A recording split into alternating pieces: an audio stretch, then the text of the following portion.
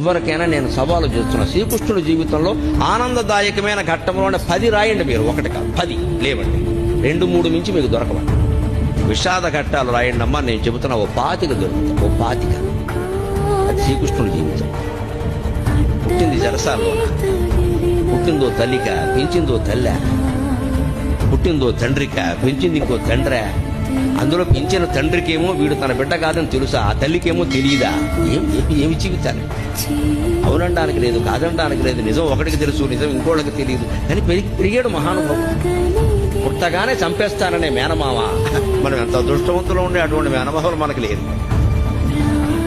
పుట్టని చంపేస్తాననే మేనమామ కత్తెట్టు కూర్చున్నాడు ఆ జైలు దగ్గర. అదే ఆ శ్రీకృష్ణుడి జీవితం. ఉత్తార పురుషులు అంటున్నారు కదా, మరి ఇంత భయంకరమైన జీవితంలో కూడా భగవత్తత్వాన్ని వ్యక్తం చేసిన మహానుభావుడు శ్రీకృష్ణుడు. ఇష్టం పొందే జగత్. పరిత్రాణాయ సాధూనా వినాశాయ చ దుష్కృతా ధర్మ సంస్థాపనార్థాయ సంభవామి యుగే యుగే. ఇవాళ మృత శరీరాన్ని ఒక్క పూట ఉంచాలంటే ఎంత కష్టం అవుతుంది. భాగవతం భారతం చదివి తెలుసుకోండి.